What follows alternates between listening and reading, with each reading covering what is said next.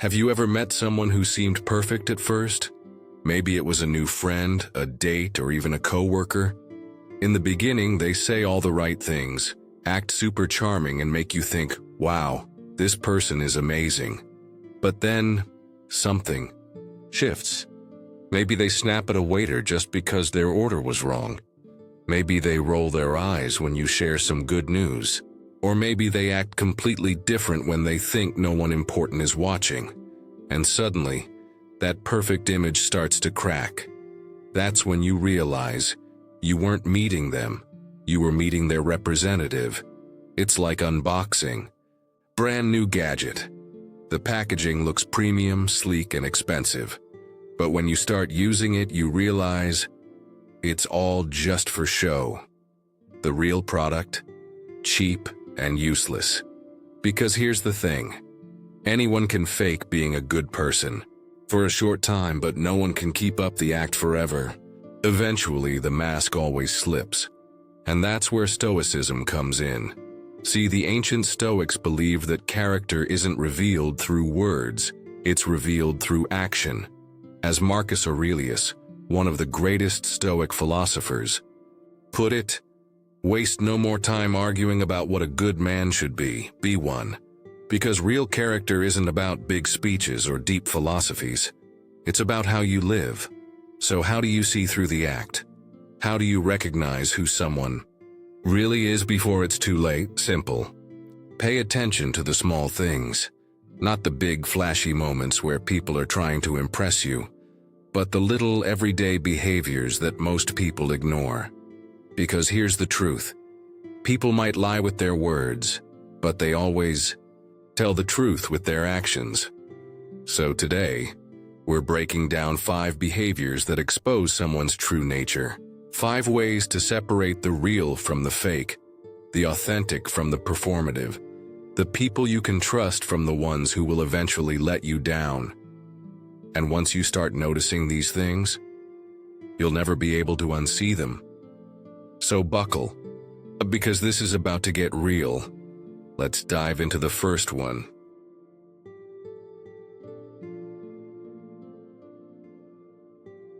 Let's start with one of the easiest ways to spot someone's true character: how they treat service workers. This is one of the best ways to identify red flags early, yet so many people overlook it. Think about it. It is easy to be nice when talking to your boss, a date, or someone you want to impress. But if you really want to see someone's true nature, watch how they treat people they do not think they need. Waiters, cashiers, baristas, janitors, delivery drivers. That is where their real character shows. It is not just about rudeness. It is about entitlement. A lot of people assume the red flag here is just being rude to service workers. And yes, that is bad. But it goes deeper than that. It is not just about rudeness, it is about entitlement. Some people act like they are royalty just because they are the customer, as if the world owes them perfect service without question. That is the real issue. They are not just being impatient. They are showing you that, deep down, they believe some people are beneath them. And if they see anyone as beneath them, eventually, that will include you. The tipping joke that was not funny. Used to know this guy. Let's call him Jake. Jake was the type of person who always had something to say about tipping. Every time we went out to eat, he would joke about how tipping culture was a scam, or say things like, if they wanted better pay, they should get a real job. At first, I thought he was just trying to be funny. But then, something odd started happening. Whenever the check came, Jake always seemed to forget to leave a tip, every single time. At first, he would play it off. Oh man, I forgot my wallet. Can you cover me? Then it became, I will send you the money later. Which, of course, never happened. The worst part? Jake made more money than the rest of us combined. He just did not care. That is when it hit me. He was not joking about tipping. He truly did not believe service workers deserved his respect. And if he thought that way about waiters, Who else did he secretly look down on? The other side. The friend. Who gave extra? Now let me tell you about my friend Sarah. We were out for dinner during the holidays, and the restaurant was packed. Our waitress was clearly overwhelmed, running from table to table, barely keeping up. By the time she got to us, she looked exhausted, but she was still polite and professional. When we got the check, Sarah pulled out an extra $50 and said she is working so hard tonight, she deserves this. No one was watching. No one was going to reward Sarah for being kind, but she did it anyway. And that is character. Who you are when there is nothing to gain. Here is the truth. Respect is not something you save for people who can do something for you. It is about how you act when there is nothing to gain. A person who only respects others when it benefits them is not actually respectful. They are just being strategic. And eventually, that strategy will turn on you. So next time you are with someone, whether it is a friend, a date, or a coworker, watch how they interact with the barista, the cashier, the delivery driver. Do they say please and thank you? Do they acknowledge the person as human? Or do they bark out orders like they are at a fast food drive-thru? Because if they think service workers do not deserve kindness, they are telling you exactly who they are.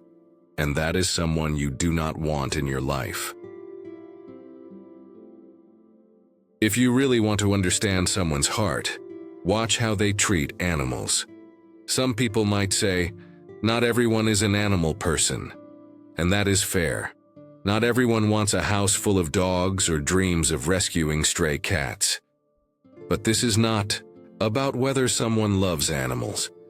It is about whether they can show basic compassion to a creature that is vulnerable and powerless. Because here is the reality.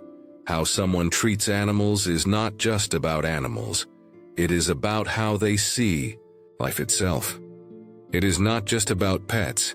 It is about power. Most people treat their own pets well. That is easy. You love your dog because he is yours. But the real test is not how they treat the animals they own. It is how they treat the ones they do not. Imagine you are walking down the street with someone and you see a stray dog limping, clearly in pain. Do they stop to help? Do they even acknowledge it?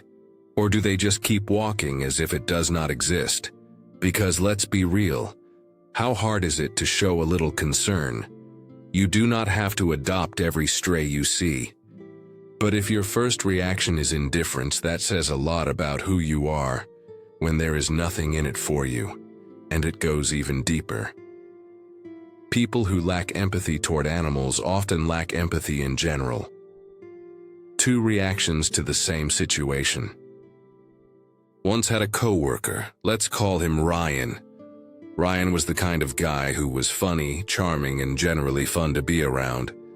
But one day, we were heading to lunch when we saw a stray dog limping near the sidewalk. Its paw was bleeding and it looked exhausted. Without hesitation, I said, "Oh man, we should call someone or at least see if it is okay." Ryan, he laughed. Actually laughed. "Dude, it is just a stray. Probably got hit or something." That is life. That moment stuck with me. Because if you can look at something helpless and feel nothing, that is not just a lack of concern. That is a lack of humanity. Now compare that to my friend Sarah. A few months later, we were driving late at night when she spotted a small cat curled up near a dumpster. She pulled over immediately, got out, and checked on it. The cat was shivering, scared, and clearly abandoned. She did not just feel bad, she did something. She took the cat to a vet the next day, paid for treatment, and found it a home. And here is the key difference. One person saw an animal in distress and shrugged. The other saw an animal in distress and acted. That is character. That is who they really are. History's warning signs. Cruelty is not random now. If you think this is an exaggeration, Let's look at history. Ever heard of the McDonald Triad? It is a psychological theory that suggests many of the most dangerous criminals and ruthless leaders started by harming animals. Ted Bundy used to torture animals as a child. Jeffrey Dahmer? Same. Even some of history's most brutal dictators showed early signs of cruelty toward animals before turning their violence toward people. Now, am I saying that the guy who kicks a cat off his porch is the next serial killer? Not necessarily, but patterns exist for a reason. If someone finds pleasure in controlling, harming, or ignoring suffering, whether it is an animal or a person, it is a warning sign. Character shows. When no one is watching, at the end of the day, compassion is not about what is convenient. It is about what you do when nobody is watching. Think about it. Animals cannot tweet about how kind you were to them. They cannot write you a 5-star review. There is zero reward for being kind to them. And that is exactly why it is the ultimate test of character. So if you are ever unsure about someone, watch what they do when an animal crosses their path. Do they show even a second of empathy? Or do they ignore it like it does not matter? Because that answer, it will tell you everything you need to know.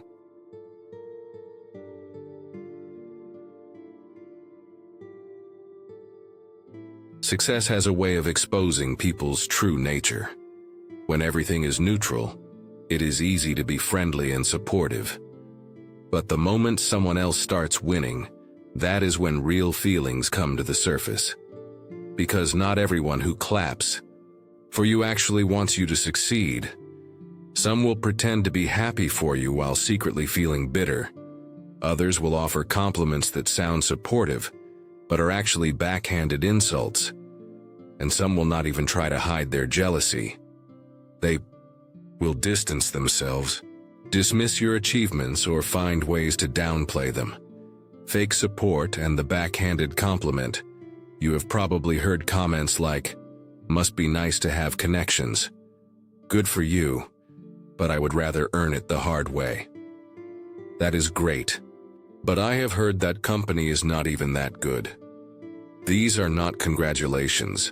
They are insecurity disguised as casual remarks, because when someone cannot be genuinely happy for you, it is usually not about you. It is about them. The friend who always had an excuse. I had a friend, let's call him Adam, who had a habit of downplaying other people's success. If someone got a new job, he would say, "They probably knew someone." If someone got engaged, "He is just settling." Trust me, if someone started a business, let's see if it actually lasts. At first I thought he was just being realistic, but over time I realized that Adam was not just skeptical, he was bitter. Other people's success made him feel smaller, so instead of using it as motivation, he found ways to dismiss it.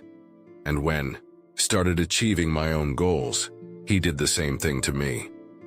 That is when I understood something important. Some people can only support you when they feel ahead of you. The moment you start doing better, they see it as a threat instead of an inspiration.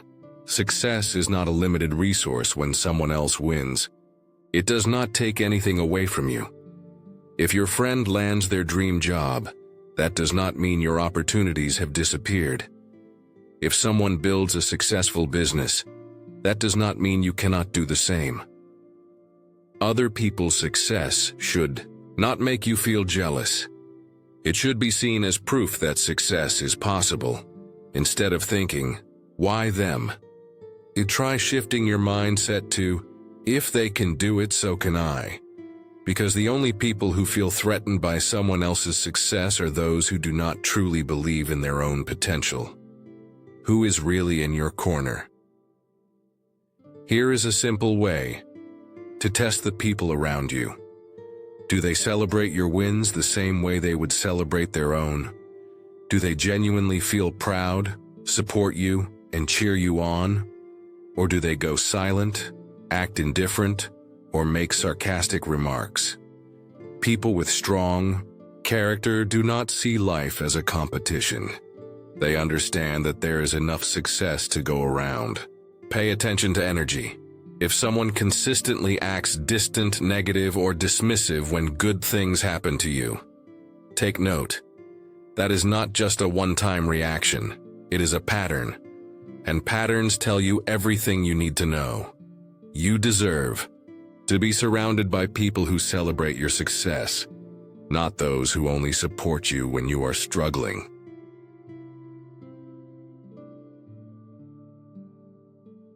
Everyone loves hearing yes. Yes feels good. Yes gets things done. Yes makes life easier. But if you really want to know what someone is made of, watch how they react to the word no. That is where true character is revealed. A person's response to rejection, boundaries, or even just a simple disagreement can tell you more about them than months of casual conversation. Some people handle no with grace and respect. Others see it as a personal attack and react with guilt trips, manipulation, or even outright aggression. The boss who could not handle. Now let me tell you about a former boss of mine, Jeff. He had a habit of piling last-minute tasks onto his team, expecting them to drop everything and meet his demands, no matter how unrealistic they were. One day, a coworker politely said, "I can't take this on right now without compromising my other deadlines." It was a simple professional boundary. Jeff's reaction was telling. He sighed loudly, muttered something about teamwork, and then gave that coworker the cold shoulder for a week. No small talk, no eye contact, no acknowledgement. He did not confront them directly. He just made them feel the consequences of saying no. To that was when I realized something. Some people do not want collaboration. They want control. A mature leader hears no and respects it. An insecure leader hears no and takes it personally. The friend who disappeared. This does not just happen in workplaces. It happens in friendships too. I had a friend who was always around when they needed something. A ride, a favor, a last-minute bailout. And I did not mind helping until I noticed a pattern. Every time I said yes, they were all smiles. But the first time I said, "I can't help this time," they completely vanished. No response, no follow-up, no more texts. It was clear. This person was not interested in me. They were interested in what I could do for them.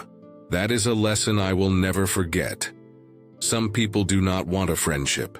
They want a transaction. No is not rejection. It is a boundary. A mature person understands that no is not an insult. It is not an attack. It is not a betrayal. No simply means, I have limits, and I am protecting them. If someone cannot handle hearing no without guilt-tripping, punishing, or resenting you, that is a huge red flag. In a healthy relationship, whether it is work, friendship, or dating, boundaries are not a problem. They are a necessity. How do you handle no? Now let's flip the mirror. Think about yourself. How do you react when someone tells you no? Do you accept it with understanding? Or do you feel the urge to argue, guilt trip, or make it personal? Because how you handle no says just as much about your character as how others handle it. The next E. Time someone sets a boundary with you, pay attention to your reaction. If it stings, ask yourself why. The people who truly value you will respect your limits. And the people who do not, they were never really on your side.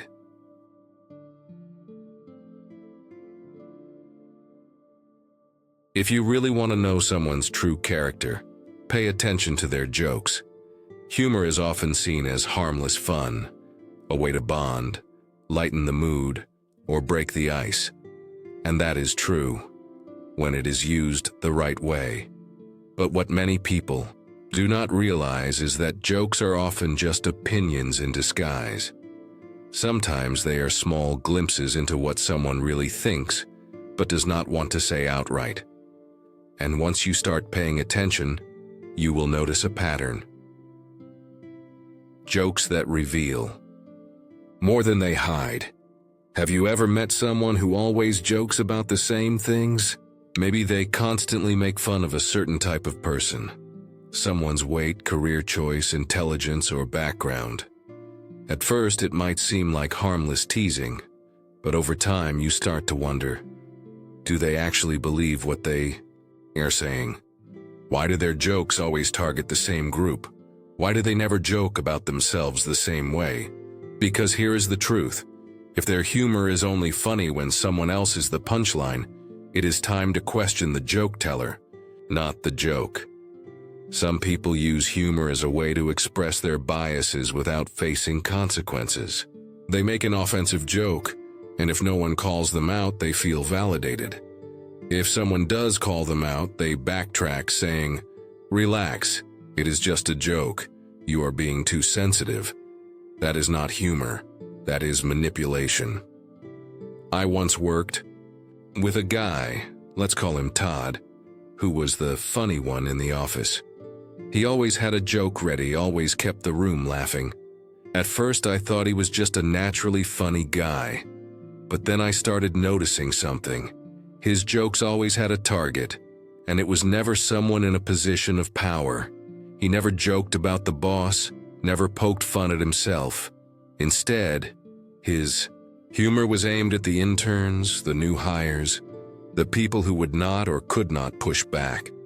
One day, he made fun of an intern's accent in front of the entire office.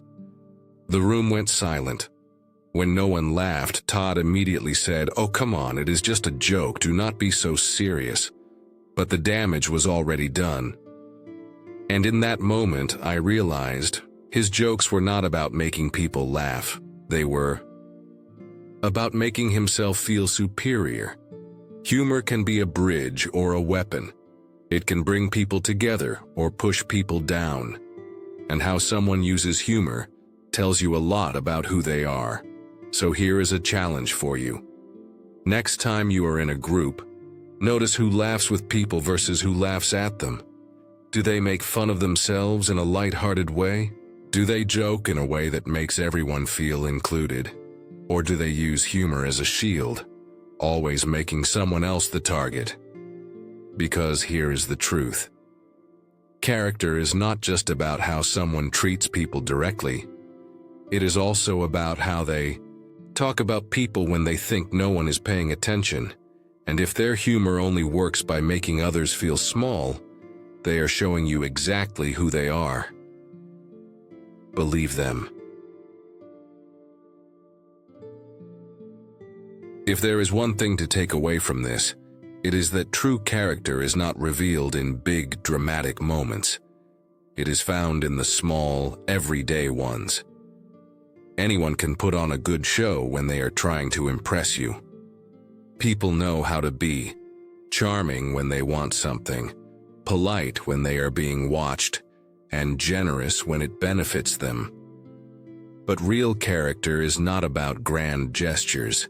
It is in the little choices they make when they think no one is looking, how they treat the barista when their order is wrong, whether they stop to help or just walk past when someone is struggling, if they celebrate your success or secretly resent it, how they handle hearing the word no, what kind of humor they use. Do they laugh with people or at them? None of these things seem like a big deal on their own, but over time they form a pattern. And patterns tell you everything you need to know. You do not have to call it out. Just take note now. Here is the part that most people get stuck on.